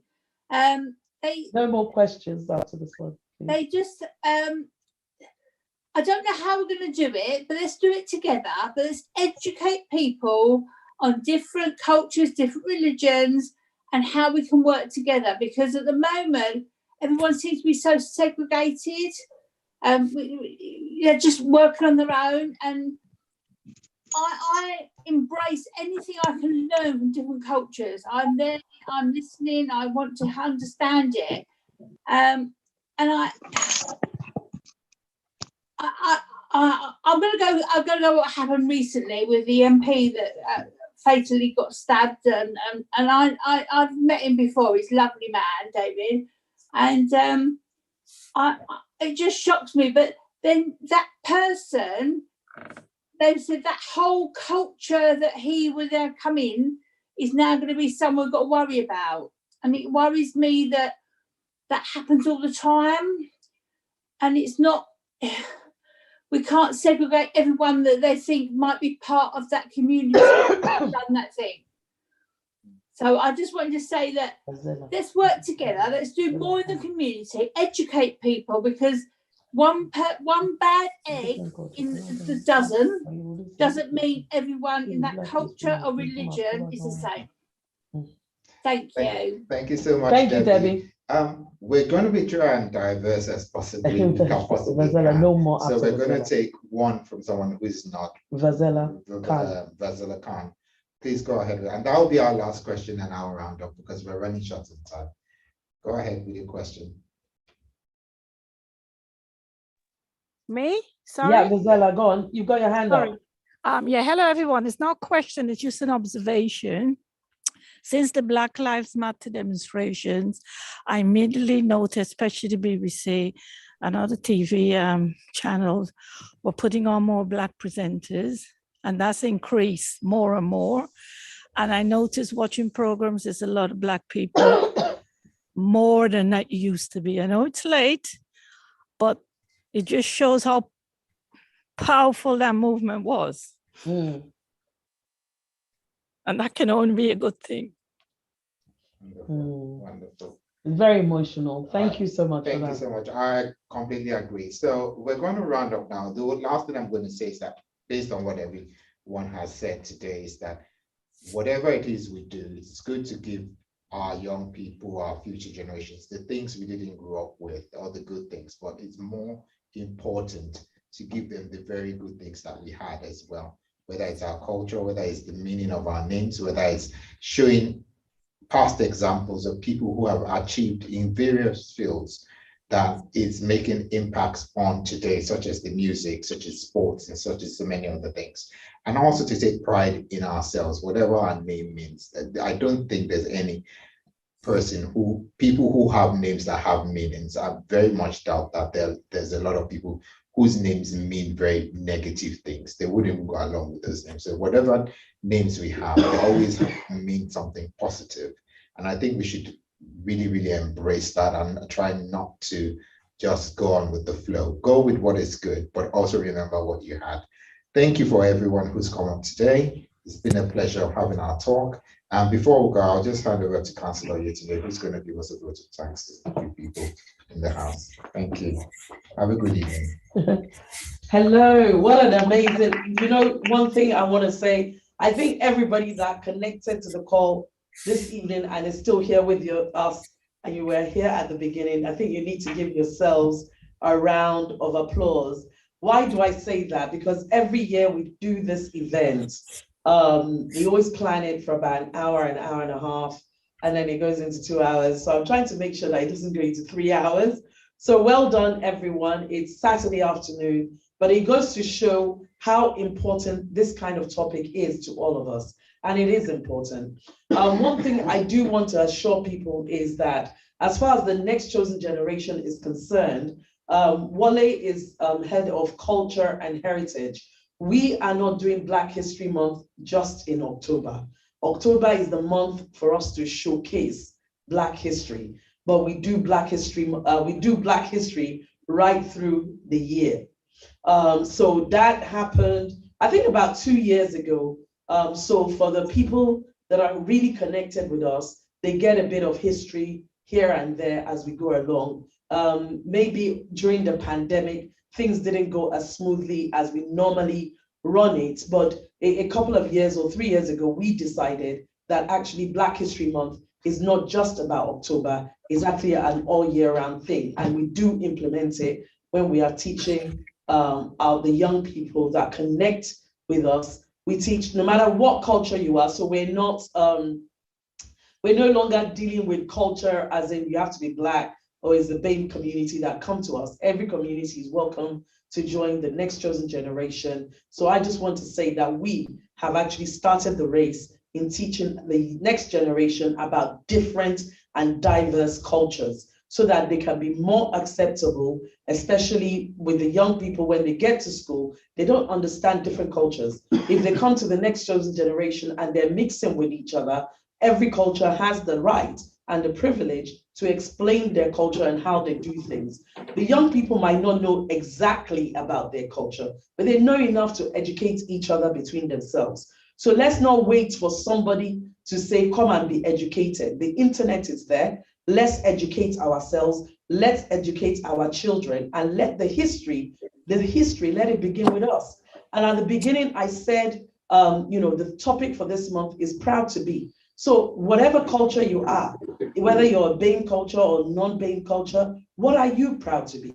Are you proud that you've helped something to raise awareness of Black history? So we just spent two hours together this afternoon. Are we going to go out there and start saying a little bit of what Pastor Femi has said? Are we going to start saying a little bit of what Sidra has said? Are we going to start sharing what we've learned from Mr. Simon Akinwumi? So this is the whole point of events like this. It's not so much that we come, learn, and then we go back, and then next year we say, what is happening to it? Black history is the responsibility of all of us. And it is up to us to start that history in our own homes. If you teach your children, guess what? Your children are going to teach their friends. And guess what? The message is going to go around anyway. So I charge all of us to take that responsibility of teaching Black history upon ourselves. You don't need an event to teach you about Black history. I'm sure Sidra didn't go to a class to learn about the Black history. She learned most of it online. She said that herself. Having said that, I just want to appreciate everyone for spending time with the next chosen generation once again, year in, year out. As Sidra said, it's been 5 years she's been with us, but we've actually been doing we've been leading Black History Month in Basildon for about 7 years now, and it's still going strong. So please, I appeal to everybody, let the momentum of Black history, let it live on.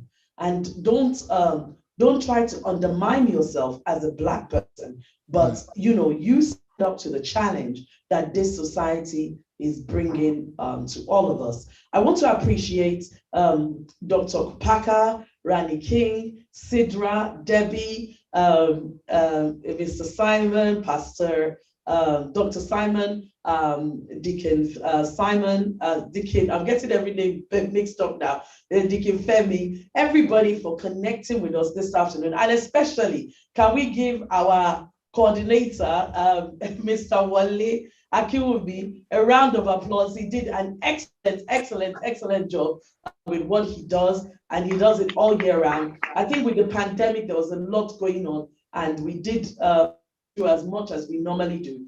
The next chosen generation, we certainly take Black history very, very seriously, and we do teach it and try to teach it with our children as we go along. So once again, thank you all for joining us this afternoon. It's been a wonderful experience.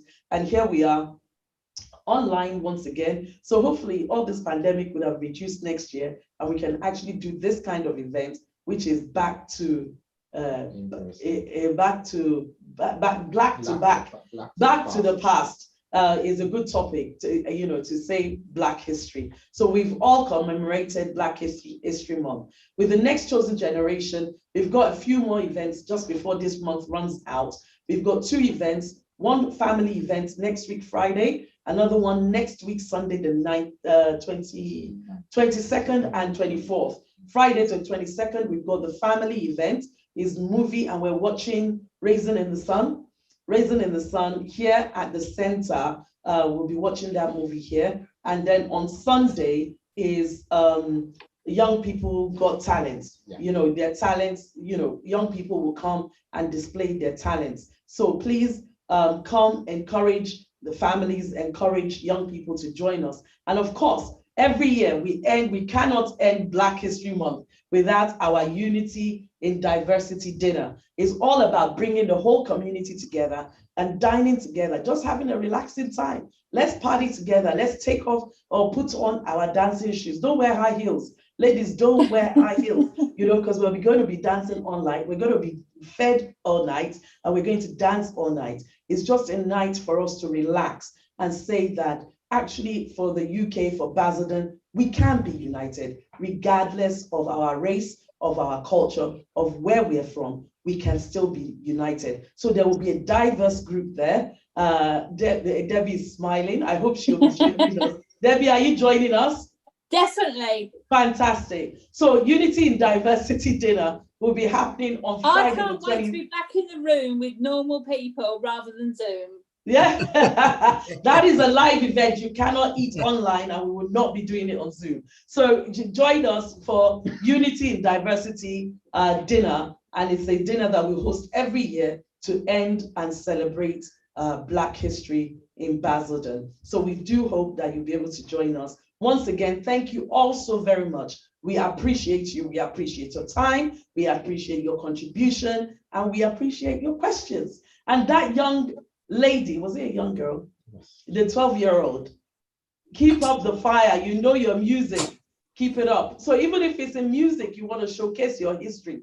Fantastic. Go ahead and showcase your history in music. There's so many things that Black people or people from the BAME community have contributed to the UK. All you have to do is take one baton out of that contribution and keep on carrying it so that the flame does not die. Well, as a pastor, I'm praying that that our flame will continue to rise and shine and keep burning until we get the history embedded in the UK system. Thank you so much and see you next year. If we don't see you next week, Friday, next week, Sunday, and the 29th. So don't forget the 22nd, the 24th, and the 29th. And I think Rani King also shared that she's hosting a Black History Month event at the House of Parliament on Monday the 25th, Monday the 25th of October. So if you can join us, please join us at the House of Parliament with Rani King. It's going to be amazing under the umbrella of the of the Z generation. So it's all about generations here. So under the umbrella of the Z generation, 25th of October, we're going to be at the House of Parliament. If you need more information, contact Wale, contact myself, or contact Rani if you know Rani. If you don't know Rani and you want to go, you can contact myself direct or contact Wale. We'll get the information across to you. I think that's the Today, the security in the House of Lords, the signings lists are closed, especially after Sir David has been killed. He was going to be my guest speaker. He's a friend of mine. So it's very difficult, but nobody can come in now. It was closed on Friday. Oh, okay. So thank you anyway, and we will try and do something locally. All right. Okay, can we just actually, in honor of Sir David Amos, just hold a 1-minute silence? If we can just honor him. He's a great man, a great MP, and he He's worked tirelessly, almost 4 decades of working in public life, serving the people, just like you and I. And from what we know of him, a very, very inclusive MP, and he has been MP for Basildon before as well. So can we just hold a 1 minute silence to honor our MP, Sir David Amos.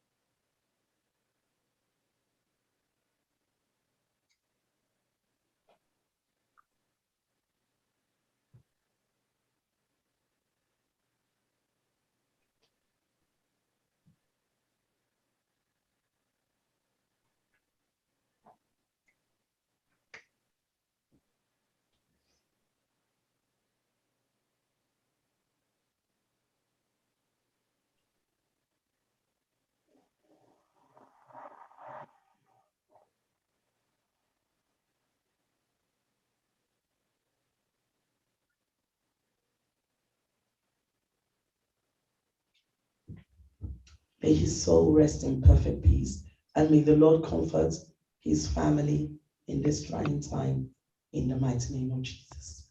Amen. Amen. Amen. Thank you all so much. Bye for now, and see you next year. Bye, everyone. Bye. Bye. Bye. Thank you very much. Bye. Thank you. Thank you. Family. Bye, everyone. Bye.